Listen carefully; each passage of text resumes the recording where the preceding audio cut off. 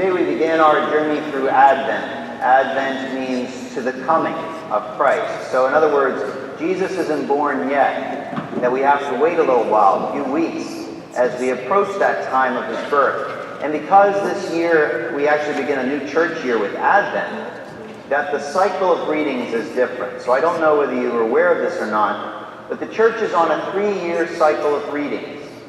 Year A, which is the year we begin this Sunday, is for the year of Matthew. Year B will be the year of Mark.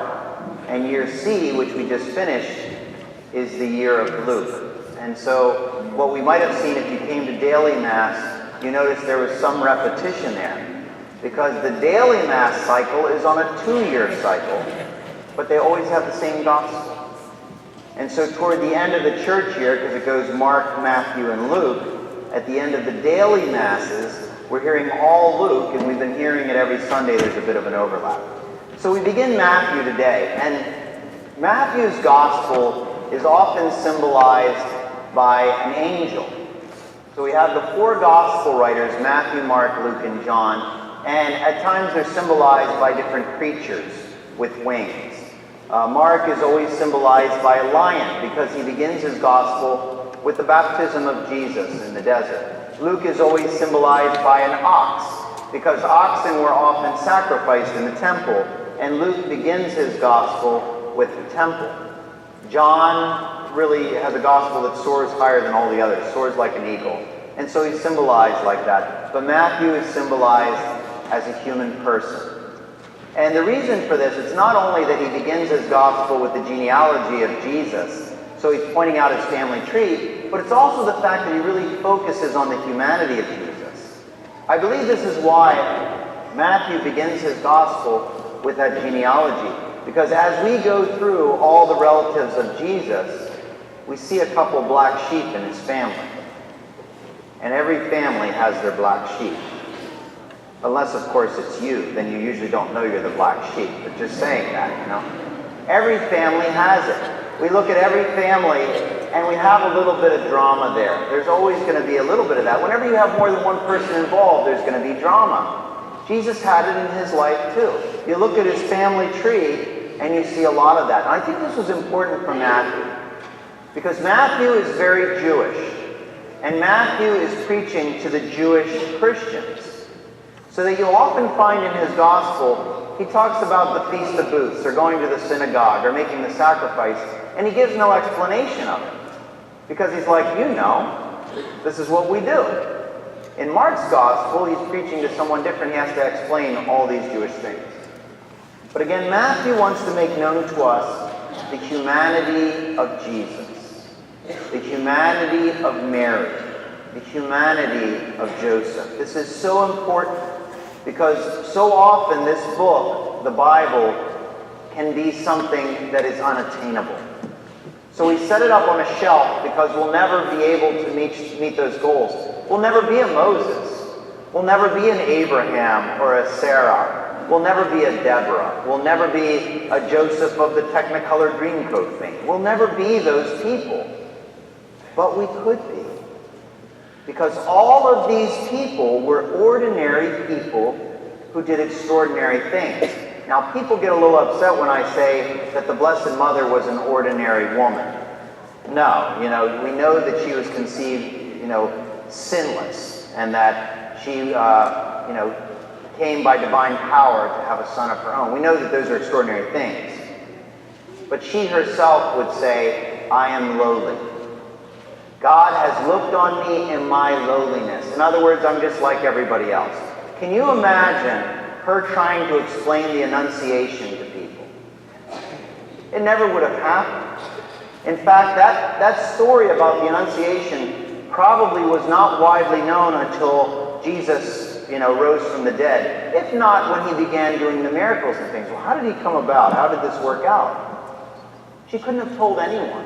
Even her own parents, who we consider saints in the church, would have considered it blasphemy for her to say that she conceived by the power of the Holy Spirit. And they're saints. Even Elizabeth, who is the first person she goes to visit after this Annunciation occurs, Elizabeth was probably like, well, I know there's something different about you. and I can't explain what it is.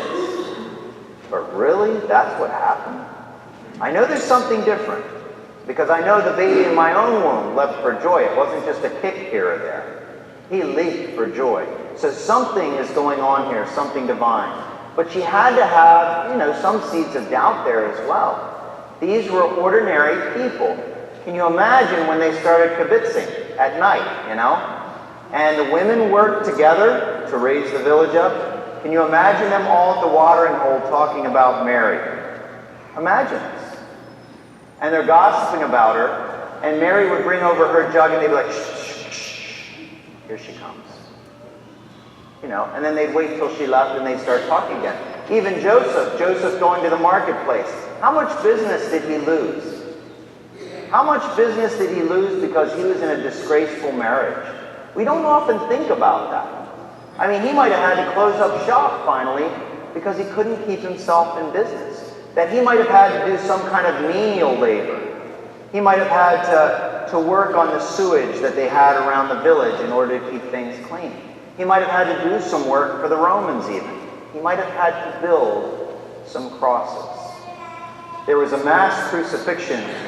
The time Jesus was about 10 or 11 years old, there were about 2,000 crucifixions that happened in that area because there was a revolt and they were punishing the people for that.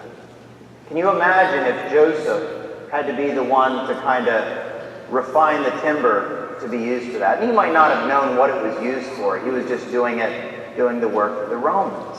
Can you imagine? Can you imagine if he said, I will not do that?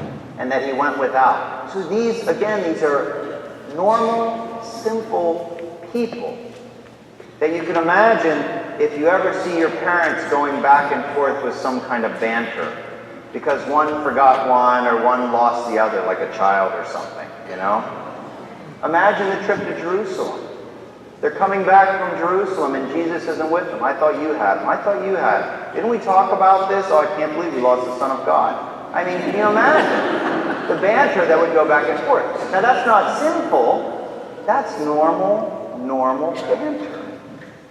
These are the people who we embrace because they are like us. Can you imagine the solitude that the Blessed Mother must have felt? Never being able to tell anyone about what had happened. Can you imagine the solitude that Joseph must have felt, especially before the angel visited him? Can you imagine the solitude Mary must have felt as Jesus grew up? And he might not have had many friends. People didn't understand him. Can you imagine when he would finally be persecuted in his public ministry as they would try to trap him again and again? Can you imagine that they didn't want him at the temple? They didn't want him in the synagogue because he was preaching against what the Pharisees and scribes thought was right. Can you imagine Joseph constantly second-guessing himself whether he was the right pick, whether God chose the right man to be the foster father of Jesus? And so we will see this theme resurface again and again in Matthew's Gospel. What we will also see in Matthew's Gospel is the impatience of Jesus at times. That we will see the Jesus who wept. We will see the Jesus who is angry. We will see the Jesus who is frustrated. We will see the Jesus who actually condemns. That he condemns these Pharisees and scribes. All of this we see in Matthew's Gospel. So we look for it because these are ordinary people who did extraordinary things, but only because they allowed God to work through them. So I'm asking you, at the beginning of this new church year, how's it going to be different? What are we going to do differently? This will be my third Advent here. So I've been here about 2.5 years, and I'm amazed about all the things that have happened in the parish with regards to the things you can see, like the physical plant, but also spiritually, the things that have happened, because people put forth an effort. They said, why don't we do this? Or why don't we try this? And people have come to involve themselves in this spiritually. And so there are two categories of people then.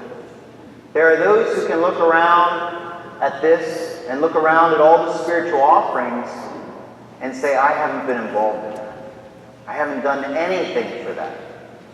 And now in this new church year, it's like our new year. We make a resolution that this year will be different. that I am going to involve myself physically in some way in the church. Now, this is the point that I'm going to take to step forward out of my comfort zone and to really involve myself in this family, in this community. And the second thing to bear in mind is spiritually. This is the year that I'm going to do something now spiritually. Maybe I will start to try praying the rosary every day. Maybe at a place other than my car on the way to work or back and forth. Maybe I will try to attend some of the extra things. The Eucharistic devotion on First Fridays, the different Bible study groups, the different adult education opportunities. You know, the morning in Bethlehem, or the women's night of reflection, or the men's night. All these other things that I can do to increase my spiritual life. The other people are those who have been involved. And they can look around and say, oh, I contributed to that. And they can look over here at the things we offer spiritual and say, I do come to those things. Well, now you have to be extra careful. Because when we are those people, we can run into the trap of being like the man who said, oh, I had a great harvest. I filled up all my silos. I'm ready to go. I can go anytime. I just kind of coast along. And we can get out of the rat race and we can retire from work. But we cannot retire from the spiritual life. We can't. We cannot retire from our activity in the church. We can't. So maybe it means I do something different this year. Or maybe it means I start reading something. Or I switch up my prayer. Maybe for me it's been this regimen of prayer every single day. Well, now I switch it up and I try something different. There's always something that we can do. Because we don't want to sit on our laurels and just wait. That's the message of the gospel. I mean, Jesus is saying, you know, if you knew your house was going to be broken into, you'd always be vigilant. Well, that's what he's saying. It can come at any time. I guess I read this morning that some movie star died in a car accident. He was 40 years old. I mean, he had his whole life ahead of him. He was, you know, I guess he was in this Fast and Furious series of car races and stuff. And so he had a future, he had security, everything was in place. But it begs the question, was this in place? Was his spiritual life in place? And maybe it was, I don't know the guy. But just saying it can come at any time like a thief in the night. And so as we listen to the Gospel of Matthew this year, and we see ourselves as these characters who are very human in Matthew's Gospel, let's reflect on our humanity and ask for this new year, how can I become closer to the person that Christ wants me to be? Me, a normal person, how can I do extraordinary things for his church?